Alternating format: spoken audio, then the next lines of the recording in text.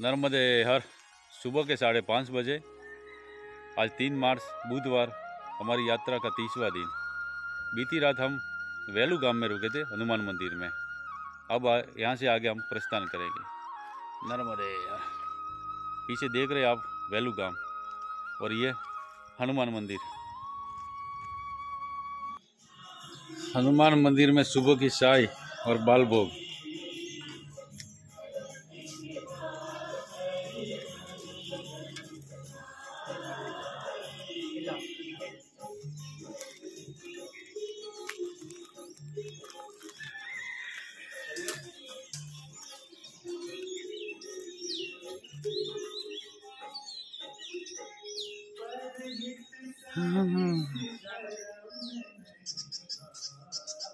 हाँ बाबा जी आयो।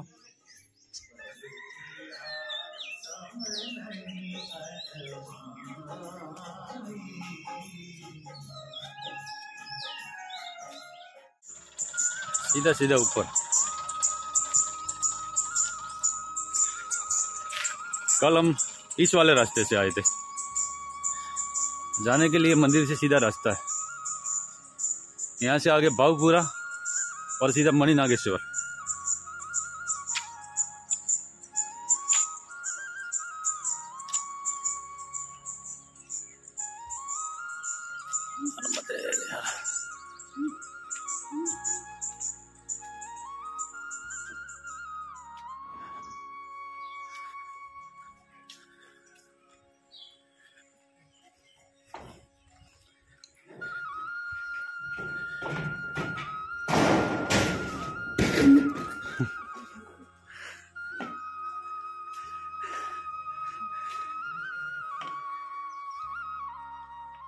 कल हम इसी रास्ते से आए थे और इधर से होकर अंदर गए थे, मगर अभी ये शॉर्ट रास्ता पकड़ के इधर से आए।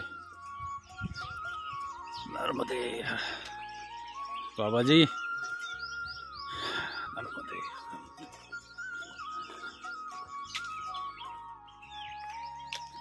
नर्मदे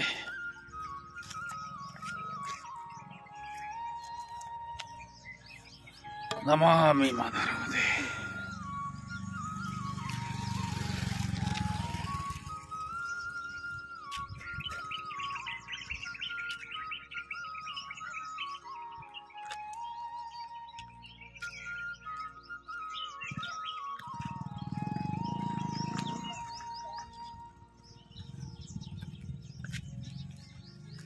आ बाजू नहीं, आ बाजू हम आ रस्तो कहीं जाता था गाम से हम सारा। हाँ आ गाम में आगे जाओ।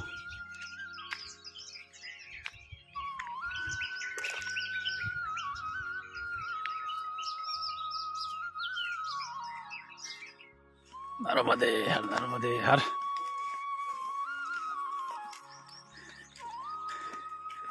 बंदर तो यहाँ पे बहुत ही है। हाँ, वो पागल बाबा भी वो धमाके वाला लेके सोता था। यहाँ 2 चीज भरपूर मिलती है, एक बंदर और एक इमली।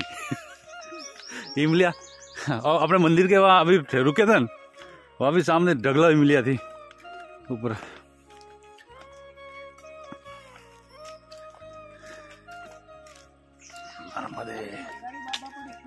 हाँ हाँ हो पसंद चित स्वभाव मस्त होता। हाँ हाँ एनी टाइम।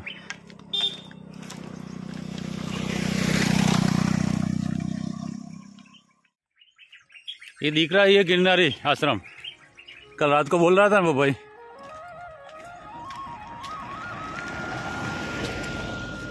जय गिरनारी सदाव्रत तथा क्षेत्र बेव। नर्मदा परिक्रमा वासी साधु संतो माटे। हाँ नहीं, हाँ नजदीक ही था, दूर नहीं था।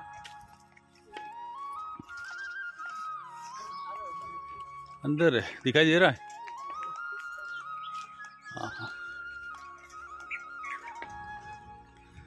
मगर वहाँ जहाँ रुके वहाँ भी बहुत अच्छा था यार।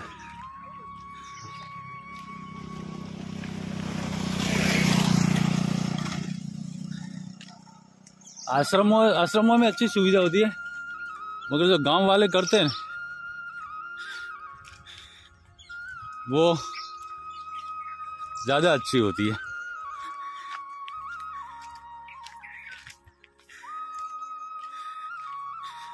गांव वाले करते हैं वहां पे श्री राम जय राम श्री राम, मगजमारी नहीं होती है 1 घंटे तक।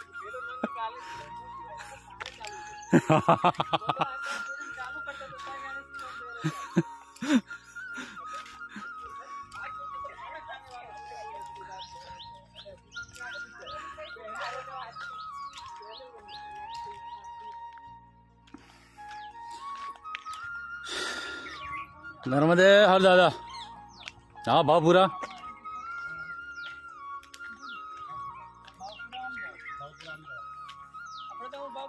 ना ना मणिनागेश्वर जाइए, मणिनागर से आ बाजू हम सीधे सीधे सरस सरस नर्मदे हर।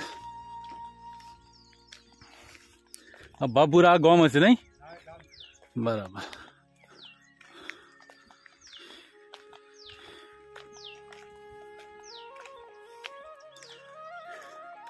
ये रास्ता बापूरा जाता है और ये मणिनागेश्वर।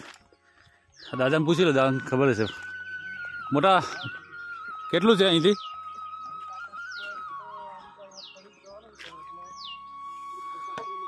કેટલું? 6-7 કિલોમીટર નર્મદે હર। નમો ભાસ્કરાય।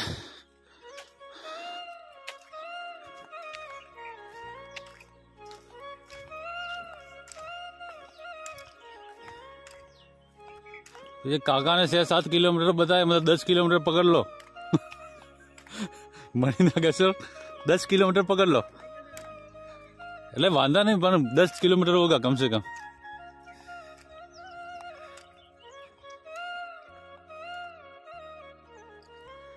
नर्मदे हर नर्मदे हर।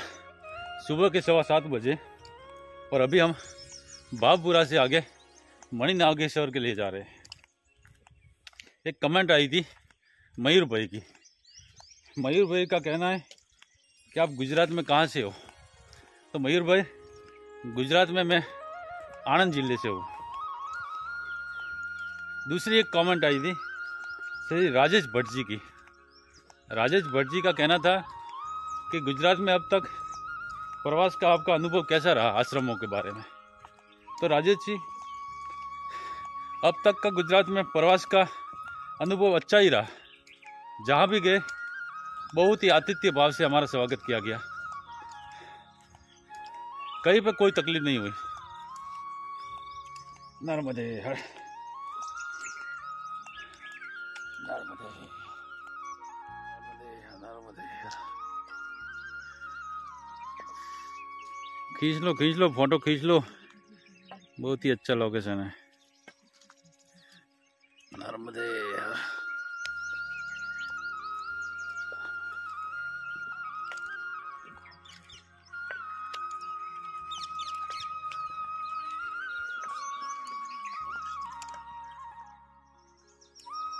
परिक्रमा के दौरान एक बात कॉमन होती है जो मैंने अभी तक अनुभव किया, कि हम कितनी भी अपनी होशियारी करें, कितनी भी चतुराई करें, मगर आश्रम में कुछ न कुछ तो भूल ही आते, जो अब तक मेरे साथ हुआ। हम अब रात को हनुमान मंदिर में रुके थे वेणु गांव में, तो वहाँ पे मैं अपना रुमाल भूल आया। अभी मंदिर से निकले थे कि वहाँ से एक जो मंदिर में सेवा देते वो ईवान आया और बोला कि चाय पी के जाओ बाबा जी। हम वापस मंदिर में गए, फिर भी मुझे रुमाल याद नहीं आया। गांव से लगभग 2 किलोमीटर दूर आने पर अपना रुमाल मुझे याद आया। इसी तरह बहुत सारी चीज़ें छूटती ही रहती है, मगर चिंता की ज़रूरत नहीं है। जिन चीज़ों की ज़रूरत ज़्यादा होती है वो चीज़ें मिल ही जाती है। इस रुमाल का शायद खोना ही लिखा था, इसीलिए मुझे पीछे सीताराम बाबू ने वो गमछा दिया था शायद।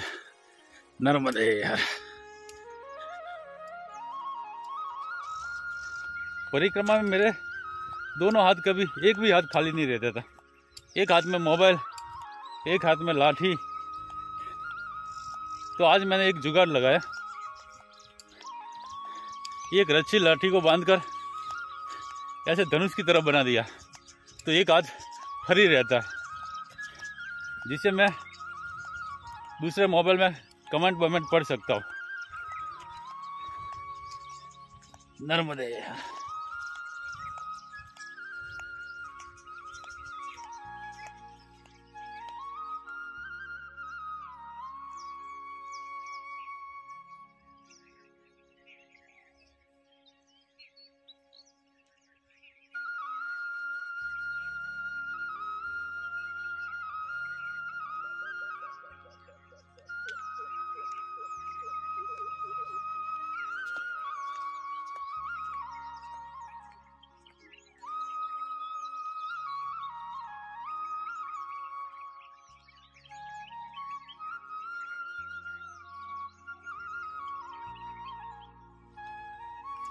बहुत ही सुंदर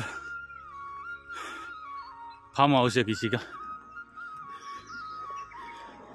कतारबंद नारियल के पेड़ लगे हुए। इस तरफ आम का बगीचा है, इस तरफ भी आम का बगीचा है।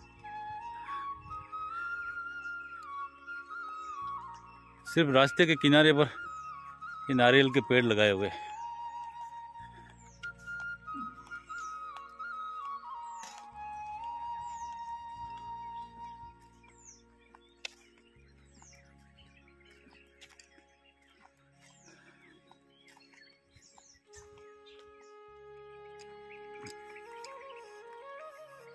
सामने दुनिया भर के ताड़ वृक्ष लगे हुए हैं।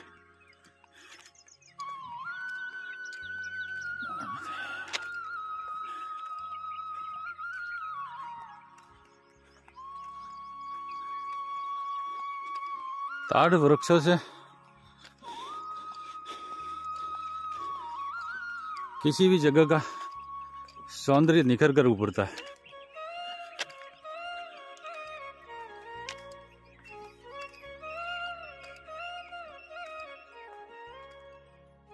वो रास्ता भी गुप्त गुदारी जाता है और खेतों से बीच होकर जाता है। आगे से भी वहां से गुप्त गुदारी को रास्ता जाता है, तो हम आगे से जाएंगे। रास्ते में ये कोई नदी मैया मिल रही है।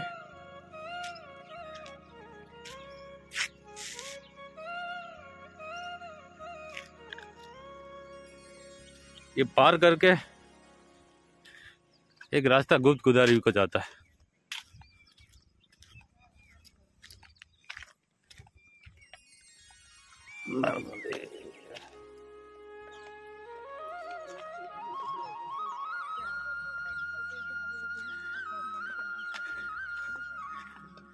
यहाँ पर दुनिया भर के ताड़ के वृक्ष है।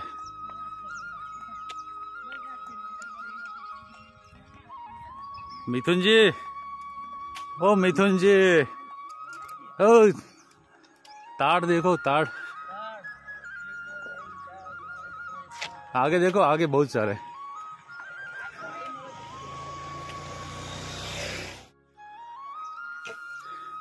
वहां से हम आए और एक टूटा हुआ पेड़ आता, इस पेड़ के पास से ये रास्ता, कच्चा रास्ता जाता है गुप्त गोदावरी को। नाग देवता के बाम्बी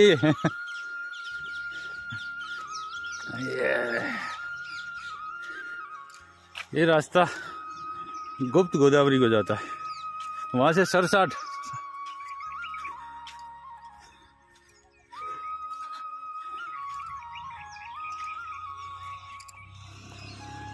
नर्मदे हर, नर्मदे हर।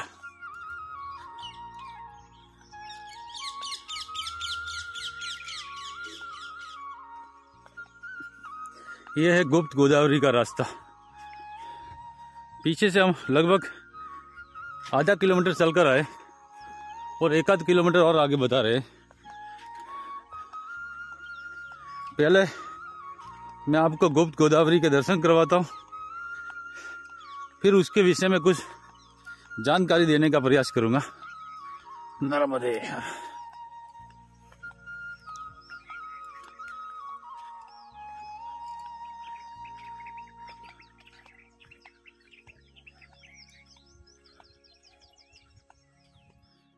नर्मदे।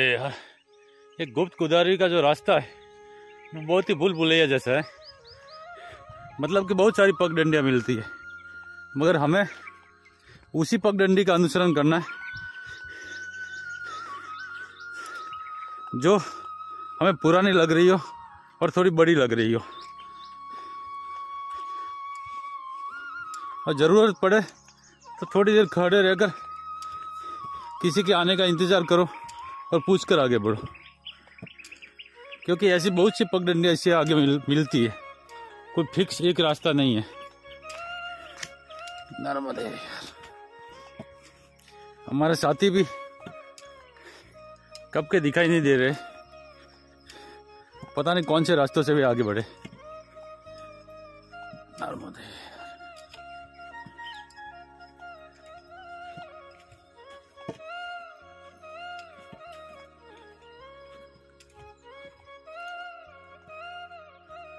नर्मदे। बहुत दूर आने पर वो आगे जाते हमारे साथी दिखाई दिए। वैसे अगर रास्ता भटक भी जाओ तो चिंता करने की ज़रूरत नहीं है। नर्मदे हर का पुकारा करने पर आजू बाजू खेतों में काम करने वाले लोग रास्ता दिखा देते, सही मार्ग यहाँ बता देते कि आपके आगे जाने वाले परिक्रमावासी किधर गए।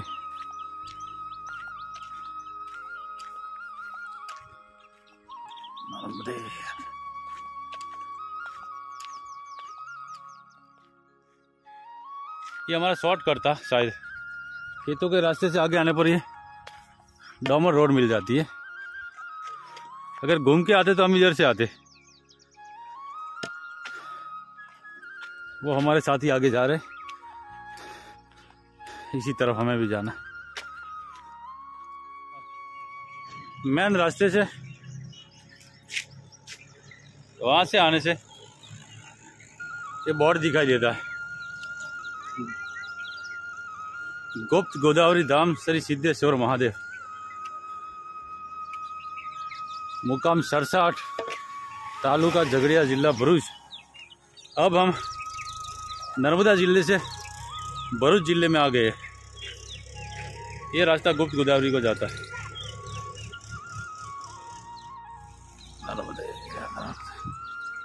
यहाँ से दर्शन करके आगे हमें वापस आगे इधर जाना है।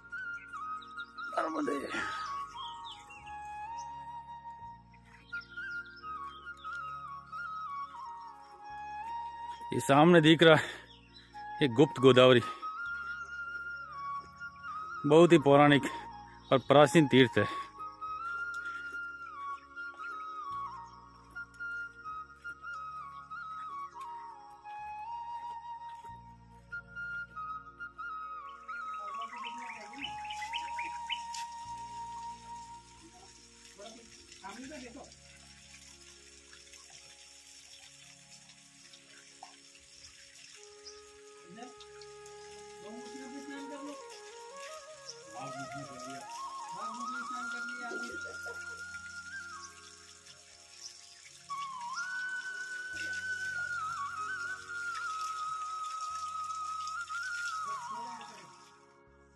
ये है गुप्त गोदावरी तीर्थ।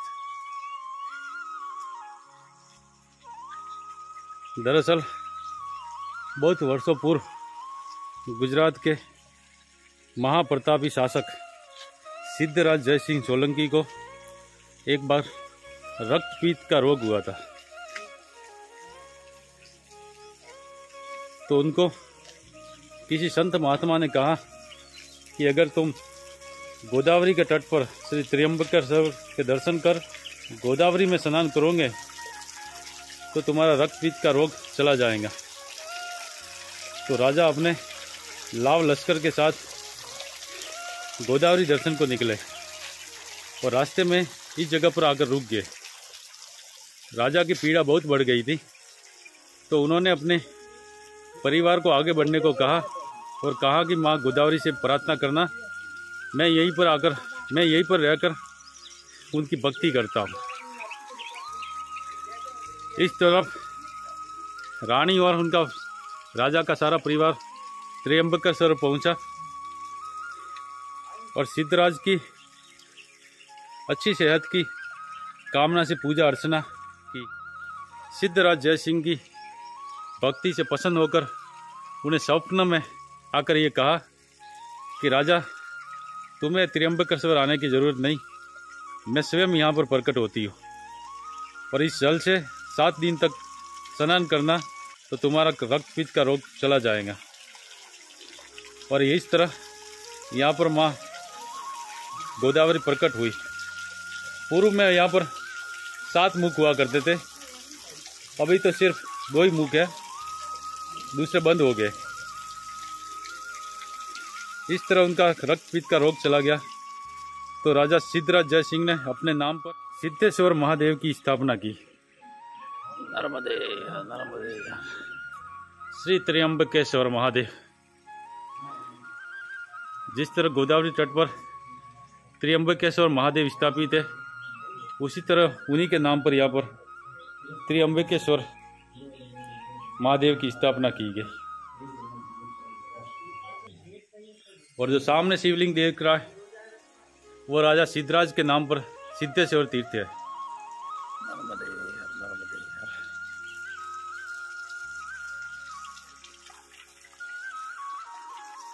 वाघ मुख और गौमुख, आगे बहुत सारे मुख थे मगर बंद हो गए।